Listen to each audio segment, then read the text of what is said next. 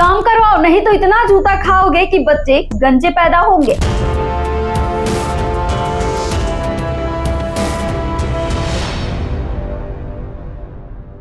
नमस्ते, मैं सोनी। छत्तीसगढ़ के अंबिकापुर में नेशनल हाईवे के इंजीनियर को कांग्रेस नेता ने इसी लहजे में धमकी दी। दरअसल बात है कटनी और गुमला नेशनल हाईवे 43 की।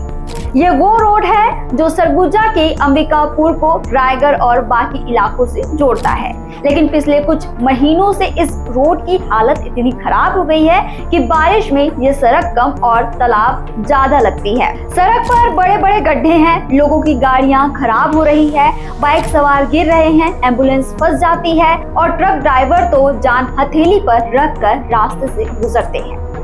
बारिश हो रही हो, आप ऑफिस से घर जा रहे हो और बीच रास्ते में आपकी बाइक गड्ढे में गिर जाए तो आप खुश होंगे? नहीं ना। बस यही गुस्सा लेकर कांग्रेस पार्टी के नेता और कार्यकर्ता चक्का जाम करने निकल पड़े। प्रधानमंत्री नरेंद्र मोदी, मुख्यमंत्री विष्णुदेव साय, मेयर मंजूषा भगत और कुछ विधायकों के नाम के नारेबाजी हुई और सारा गुस्सा निकाला गया नेशनल हाईवे के एग्जीक्यूटिव इंजीनियर रामाधार तांबरे पर। जब कांग्रेस के सीनियर नेता अजय अग्रवाल से बोले, काम करवाओ नहीं तो इतना जूता खाओगे कि बच्चे गंजे पैदा होंगे। सुनने में भले ही ये लाइन वायरल होने लायक है, लेकिन ये गुस्सा उस रोड की हालत को देख कर आया जो सिर्फ 2 साल पहले ही बनी थी।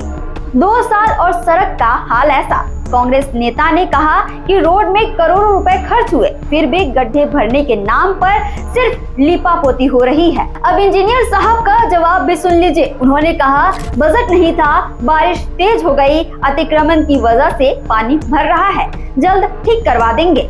इंजीनियर साहब जनता को बेवकूफ समझ रखा है। बोलने से पहले ये साहब भूल गए हैं कि सड़क बनाने से पहले बजट तैयार किया जाता है, फिर सड़क बनाने का प्रोसेस शुरू होता है। लेकिन जनता कह रही है, हर बार यही कहना है, लेकिन सड़क तो आज भी टूटी है। टैक्स देते हैं, वोट देते हैं, तो सड़क क्यों नहीं मिलती?